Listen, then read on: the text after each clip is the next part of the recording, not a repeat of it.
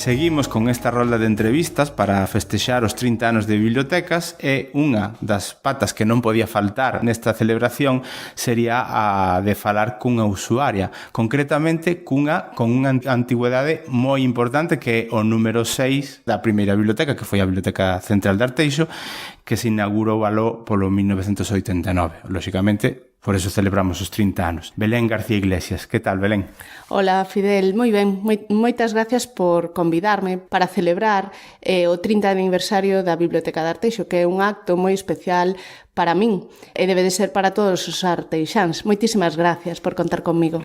Cal é o teu primeiro recordo de biblioteca, daquela biblioteca que comezou José Luís aló polo febreiro de 1989? Pois o meu recordo é o primeiro día que se inaugurou, porque eu vivo moi cerca da sede inicial da biblioteca, escasos 20 metros.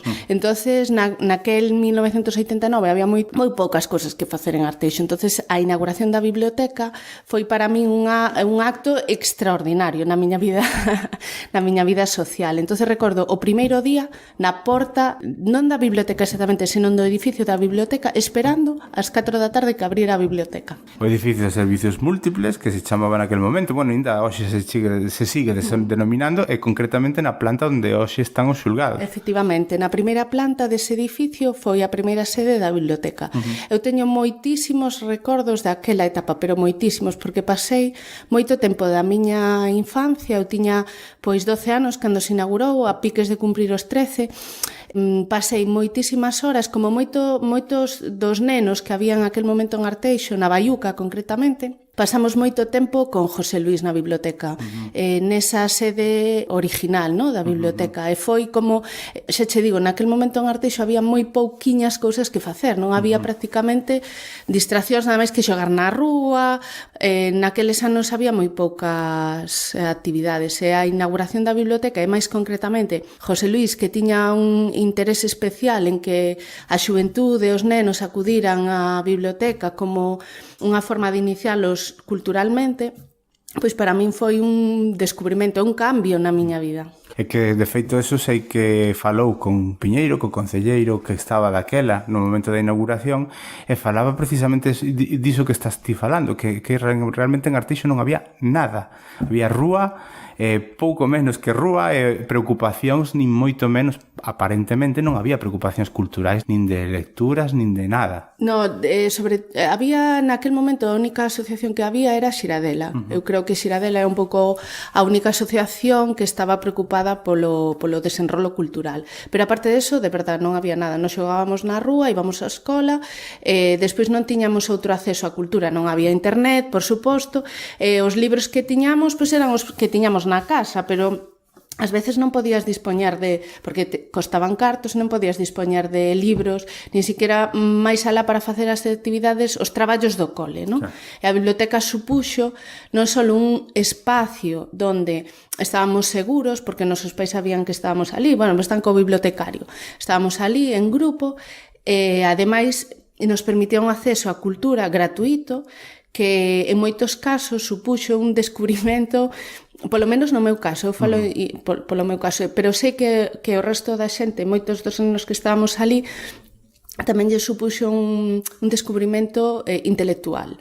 No meu caso xuntouse as miñas ganas personales co acceso a pois libros que falaban de viaxes, libros que a enciclopedia galega que meus pais non me podían comprar, e podía facer traballos nela, pois novelas, libros infantís, bueno, tuve cómics que tampouco podíamos ter, un montón de recursos que de outra forma eu nunca tuvera acceso a eles.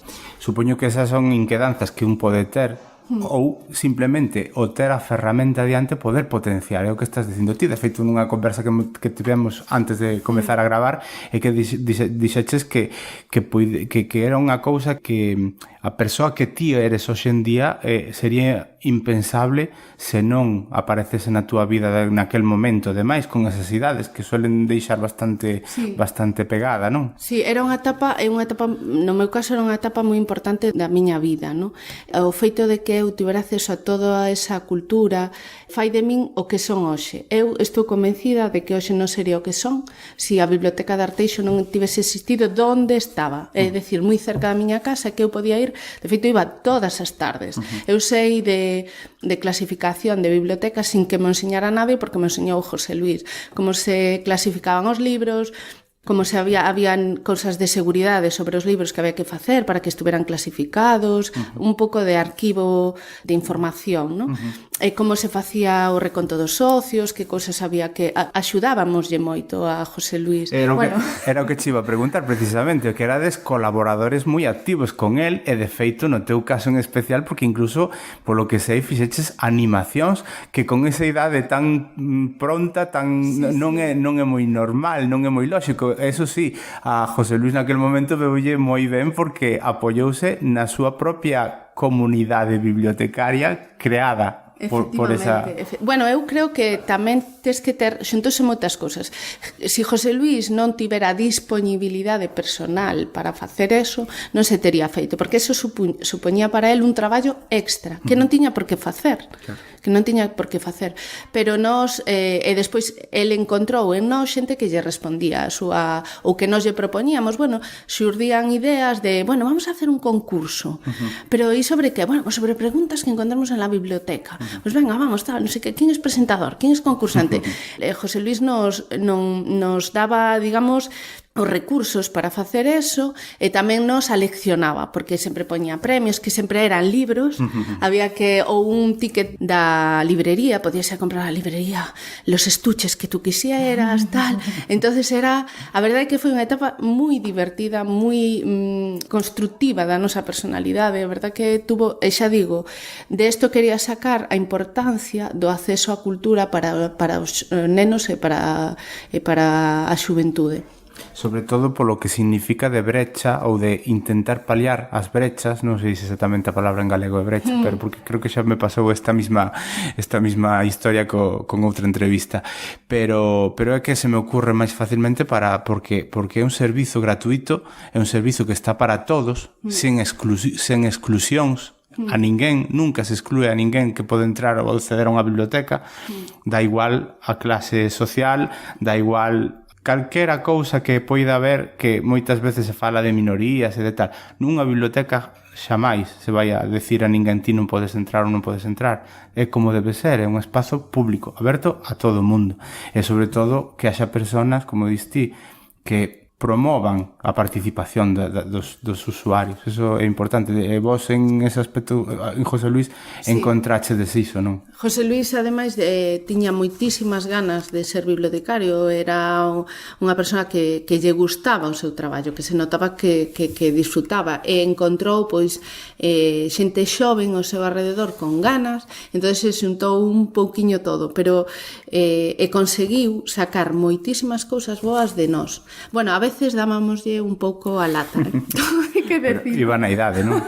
Sí, eu creo que ás veces él acababa hasta arriba de nós, pero bueno, compensábamos. Falando de idade, ti e máis eu somos da mesma quinta. É certo que eu vivía noutra zona de Arteixo, co cal o desplazamento era moito máis complicado e non podía acudir á biblioteca pois con esa facilidade que diste que eu tiñas a 20 metros, non? Pois eu vivía en Oseiro, entonces a distancia era maior. Pero é certo que ti tiñas pois 13 anos. Sí. Vale. Hoxe en día non é habitual, digamos que é unha parte da poboación que non acude á biblioteca. Non temos moi claro cal é a causa, nin os tempos cambiaron, eso é moi obvio, non? Sí. Pero vos encontrabades na biblioteca precisamente o que non había ata ese momento, e hoxe en día o mellor os rapaces con esas idades de hoxe en día, como teñen acceso a internet, acceso, digamos que os libros non deixan de ser un ben máis de consumo, no que pois moita xente se quere pode compralos, siguen sendo un ben caro, sí, non é... son caros. Ti cal crees que pode ser esa diferencia? Pode ser a época de Arteixo naquel momento que, pois o que falábamos antes, non había moito a donde ir, e agora, hoxe en día, pois hai 50.000 opcións e 50.000 maneiras de ocupar o tempo, ou pode ser tamén un problema educacional? Ti, pois, desde o teu punto de vista, porque ti vivíchelo en primeira persoa e sabes hacia onde van os teus fillos. Sí, bueno, eu creo que hai un pouco de todo, Fidel, un problema educacional dos pais, actualmente, da xente que non considera a lectura como algo importante, non? Que non leen libros. De feito, eu conozo moitísima xente que non lee un libro. Eso non, a ver, isto non digo como algo snob. Hai formas hoxe en día diferentes de obter información, pero non, os libros non só son información. Porque, por exemplo, eu na educación dos meus fillos considero que a lectura resulta fundamental para sentar as bases do desenrolo intelectual e de que para eles adquirir os coñecementos do cole, adquirir os coñecementos que hoxe en día che obliga, bueno, e antes tamén, non? Pero que os coñecementos que mínimamente ten que ter unha persoa, resulta fundamental ter unha boa base de lectura. Eso só se consigue lendo libros, non buscando en internet. As búsquedas de internet non teñen nada que ver ca lectura. Tes que saber ler para marcar as búsquedas, pero non adquires o desenrolo lector, a capacidade de construir frases, de facer un discurso coherente, de que se che entenda perfectamente o que falas, poder defender as túas ideas, ter recursos lingüísticos e oratoria tamén. Entonces, todo eso non se adquire co internet. E hai unha parte de pérdida desas ganas da xente ou deses interés dos pais e dos educadores hoxe en día por adquirir, bueno, lectura comprensiva. Entonces, os libros siguen sendo caros, sabes? Sí. A min extrañame que a xente non acuda máis á biblioteca para coller libros, porque si lees o que leo eu, gastas moito diñeiro en libros. Eu solo cando era pequena, por exemplo, os meus pais non podían, non iban a gastar os cartos que eu gastaba na biblioteca, por decirlo de alguna maneira. Que ti demandabas. Efectivamente. Que eu podía consumir, porque era son unha gran consumidora de libros. Claro. Falando de antes das idades coas que están acudindo os nenos e as nenas ás bibliotecas, ti agora, co paso do tempo, xa fai uns anos, porque Carmen xa é unha nena máis maiorciña, e Andrés anda xa seguindo a estela. Que sensación tiveches a primeira vez que truxeches os teus fillos, a Carmen primeiro, lógicamente, porque é maior, a biblioteca, cando recordabas a primeira vez que entraches ti, é dicir, a comparación de ver como houbo un cambio de xeración, é dicir, os primeiros nenos que foron á biblioteca de Arteixo no ano 89 xa están traendo os seus fillos á biblioteca que hai aquí ahora no centro cívico. Sí, para min foi emocionante cando fixen a Carmen o carné da biblioteca de Arteixo, porque para min ten un valor, como podedes darvos conta, un valor emocional importante, non? Ser socia da biblioteca para min son a socia número 6, marcan o 6 e xa aparejo ali. E cando Carmen fixo o carné, que debía de ter 2 anos, porque vivíamos fora, e foi cando volvimos a Arteixo, 2 ou 3 anos, fixo o carné, e para min foi importante. Claro, ela non se dá conta do que supón para min ir a la biblioteca.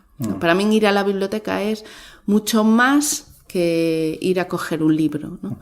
Estar un tempo e intentar que eles vexan que hai diferentes tipos de libros, que vamos a investigar, vamos a coñecer, vamos a adquirir coñecementos, podemos ver un montón de cousas que nos parece que non, que simplemente ver os libros non nos dá toda esa información que hai máis alá deles, non? Tes que profundizar. Entón, para mí foi moi emocionante cando fixen a miña filla o carné de lectora, e aparte pensei, eu que sorte ten que desde pequeniña, con 2 anos, pode ir á biblioteca. Eu tuve que esperar 13 anos. Claro. Igual era máis consciente, aproveitei no máis, pero que tuve que esperar un montón de tempo a poder ter ese acceso que a xente non se dá conta do importante que é ter un servicio así. Noutros países non existe. Gratuito, ademais. Sí, é fundamental, é fundamental.